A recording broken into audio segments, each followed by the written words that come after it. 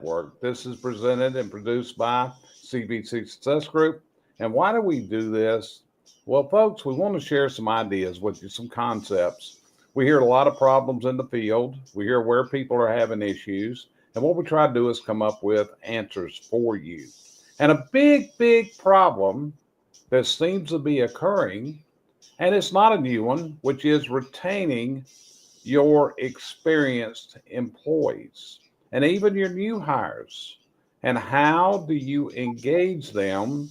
And how do you communicate effectively with them so you can build them? Because it's a considerable expense hiring and training someone, bringing them on, and then finding out that it doesn't work for them. It's not a good situation for them. It's not a good situation for anybody. So when Cheryl and I were talking about this week's topic, she said, "Hey, let's talk about the stay interview again." I'm doing some stay interviews with people now. I'm helping some clients out with these stay interviews.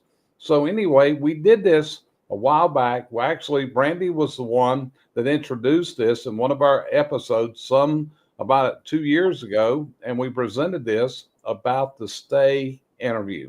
So Cheryl, I'm going to turn it over to you. Why don't you explain to folks what is a stay interview? When do you do it? How do you do it? So you had the floor. Take off and go with it. Here we go. Okay. It's a one-on-one with your employee. Or you can do it yourself, or you can have someone do it that is familiar with it. You just don't want to put somebody in there and just have them asking haphazard questions, because you want to try to keep it short, no more than 30 minutes, if that much. You want to ask some questions about what's going on. This is not about performance, not about goals. And what we're looking for is what will keep them at the country in the company, and what might cause them to leave. It's always proactive, it's personal, and when it's done, you've uncovered problems or even maybe big opportunities that will cause them to look at staying with you more. And you can find out if there's anything happening before it gets huge. You're looking for retention, you're looking for prevention, you're looking for engagement. And, my big thing is conversation is 90% of any problem. And that's what we tend not to do with our employees. We talk to them, but we don't have a conversation with them. We're not looking to listen a lot of times. And that's what you have to do in this stay interview. This is their answers. This is not what you like. And you cannot, if they say something that is not exactly what you wanted to hear, you can't jump on it at that moment. You have to think about it. You have to work with it, because what we're looking for is to find out the problems before things happen. Now, the average time that they say it should be done is every year. I personally think one should be done within 90 days of their being hired, to see if this is something they really like. I mean, I would probably say even 30 days, because if it's not something that they're interested in, or they're having problems that they don't want solved, they're just not happy there, you don't have a lot of time invested in them. But if you've got 90 days and you start hearing problems, you can work with it. Yes, Josh. Josh, Is this something you could do like bagel in a ball? like what? Did you hear me? Could you do like bagel in a coffee in a low key format? Much better than probably on, sitting in the office. Get out, Randy said, get out, take a walk. This is very informal. The only thing is, you want to take some notes. And if you're out, for me, and I do it when I'm doing it on Zoom, I record it. I record it for myself. And I do that because I want to be able, the next time I revisit it, that I have it to make sure the problems are done. But these are answers you want to remember. And you want to give them, it's their right to say what they like. If they don't like John, they need to just tell you they don't like John. You don't have to push for an extensive thing. It's just something they can't work with. And if you can do that, and like I say, the more informal I think, the better it is. That's why with the Zoom, it's not formal for me. I don't have to, it's not regimented questions. I have a list of questions I'll ask, but I follow the lead of what they're saying. Does that answer your question? But Jerry, I think it did. if it didn't, deal with it. But Yeah. the thing about it is, we all have things that we don't like in a company. And the problem is the employee's usually afraid to say anything about it. This needs to be very private. This needs to be where no one can overhear it. This is between you and the employee, or whoever's doing it and the employee. And it needs to be someone, if it's not you, that has interest in the fact that they stay within the company. So, Cheryl, what's some of the questions that you would ask somebody in this? Usually I'll lead in with, do you like the job? I mean, I think that's a valid question. And I like to know what the best day they had was there, what the worst day they've had there. Are there any issues that we could help them with? Tell me about any problems you have. I'm looking for the idea of trying to pull out of them, is there something you don't like? Because if it is, then you've got a chance. If it's minor, you can fix it. It may be an issue you can't fix, and they may not be the employee for you. But if they're not happy there in the first 30 to 90 days, I say they're not going to improve. And then if that goes past, take it to a year. But again, make sure you do it regularly, because if you don't, then if they have a failing, and they know they've got one coming up, they can talk to you. Or maybe just sometime halfway through the year, you can ask, if you'd like to have another little meeting, I'd love to have one with you, because I think the more communication you have on a one-on-one, I think that improves the company aspect. And them knowing, I always ask them, is there anything you would do different? What if you ran the business? What would you do? And I do that because a lot of times they have really good ideas. Yeah. So, Cheryl, here's a question for you. You do these for some clients on request. What's the advantage of having an outside person such as yourself do this instead of the employer themselves?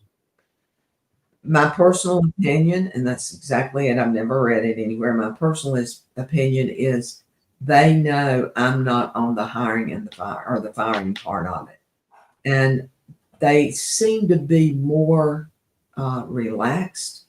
They seem to be able to communicate more. They don't have as much problem, because if John is one of the employer's friends / employee, they may not want to talk about him. And with me, they can be more open, or with anybody besides the employer or the manager. Got you covered. Josh, you got any more? You got other questions on this for Cheryl?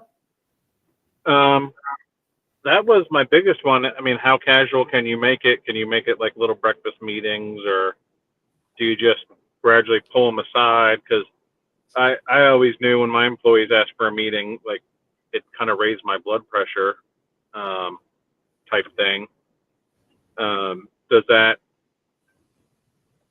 it not get anxious when you're doing it as a regular thing, or is it better just to say, hey, come here real quick, or pull them to the side? Does that make sense? That it does. It makes sense. It depends on the employee too. You know who's anxious and who's not. The thing about it, you've got to let them know this is not performance. This is their opinion, and there will be no recourse from it. And they've got to feel comfortable. But make sure if you yank them out of a crowd, if you're going to pull them out on a moment's notice, make sure you don't do it right in the middle of a crowd, because then they're going to feel you're going to take them out and reprimand them. Yeah. Cheryl, I'm going to read something. I went back and looked at the notes from when we had Brandy do this, and these were some of the things that we said. Stay interviews could be a great way to stay in touch with your current workforce. Think of them as happiness assessments. You are assessing the employee's level of happiness within your company. They should be very informal. You want the employee to feel at ease. If possible, what Josh said, conduct the interview over a coffee or a lunch outside of the office. She also recommended keep the interview to a maximum of 15 questions. You want to elicit as much open dialogue as you can from each question. You could have as few as 5 questions. Example questions are, what gets you excited to come to work every day? What's the favorite part of your job? Do you believe we are providing you with opportunities for growth? So all these different things, again, I think you got to get into the habit of doing this. I think if you take somebody that's never done this, then it could realistically, it's going to be a shock to them when you start doing this. So how do you introduce this initially? Is that a question? Yes. What I would do is just tell them, we're, again, like you're saying, I'm looking to see what you like about the company. And this is not about your performance. This is about you. This is a one-on-one about you. We're not looking so much at the company aspect. I just want to talk to you, and that's what we're doing. It's going to be a casual talk. Again, no repercussion. Just want to ask a few questions. And for me, I have a list of 30 questions. And what I do is I kind of pick and choose as I get into a conversation with the person. And the reason I do that is because everyone's different. If they're high paced, I need to pop questions with shorter answers. My thought is to get them into, like you say, a deep conversation. But you have some employees that are not going to go past yes and no. Okay, got you covered. And I think one of the most important things to do during this day interview is number one, don't interrupt the person whenever you ask them a question. Shut up and listen. I think it also helps if you write notes during this of what they're saying, because when you write notes, it means what they're saying is so important that you wrote it down to remember. It's one of the things we teach in sales. Writing down what people are saying is a high honor to people. And that's what you're showing here. Because again, retaining your valued employees, they're your number one asset in the business. Without them, nothing's going to happen. I don't care. Equipment don't run itself. Trucks don't drive themselves.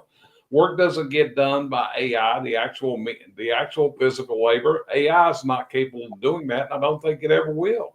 AI is not going to fix your commode. Excuse me. As a local HVAC plumbing company had on their ads during the Super Bowl. So yeah, I think it's an excellent process. Josh, anything else on your mind, brother? No, of course, I want to make a form out of it, and that's the absolute wrong thing to do. No kidding. You and them forms. Sometimes you got to leave them forms out of it, buddy. I know, but that's what I'm sitting here like. Oh, maybe I'll just make a form. And then, of course, I'm also thinking about it as a handout with when they write it in. But I think that would get monotonous trying to making it into a form or I don't know, just some sort of, hey, how do you think we're doing today type of thing. I think employees would get tired of that pretty quickly. If they have to write it down, they've got time to think about the answer. You're looking for more off the cuff answers, what they really feel, not what they think you want to hear. And so I think that's why I don't like the written word. But the thing about it is, like Jerry said, you've got to listen, because once you start interrupting, you're leading the question. And if they say something really important to one and it it can lead into a deeper conversation of that. It's fine to go down. It's fine to go down the rabbit hole. Yeah. Because that's what you're looking for. You're looking for that one-on-one. You're looking for it. But I have one more thing to add. Don't wait till it's too late. I think we all, if we pay attention to our employees, we can notice when their performance is going down. Before it goes too far, have this conversation. Yep, there's a turnaround. Yeah, I was listening to, I saw John Maxwell on a short video earlier this week, and he said one of the secrets to being a great leader is to be an effective communicator. And effective communicators, they listen. They listen to understand what other people are saying. They're not listening to compose a reply. So anyway, that's be a great leader. You got to be an effective communicator. Okay. So Cheryl, anything else you want to add to this? Not more than I just think everybody needs to be aware of this process and use it. It's not used near enough. Okay, well, good enough. And if you need some help in this, that's one of the areas that Cheryl can help you. She can actually conduct these for you. Her email address is right there on the screen. Reach out to her if she can help you. And with that, we're going to end this episode. We're CVC Success Group. And again, we do this to help you, our listeners, hopefully to give you some ideas and concepts that can help you move to the level that you aspire to in your business world. Appreciate you joining us. And we'll see you next week on the next episode of the CVC Home Service Success Network. Have a fantastic weekend and a fantastic week ahead. Talk to you next time.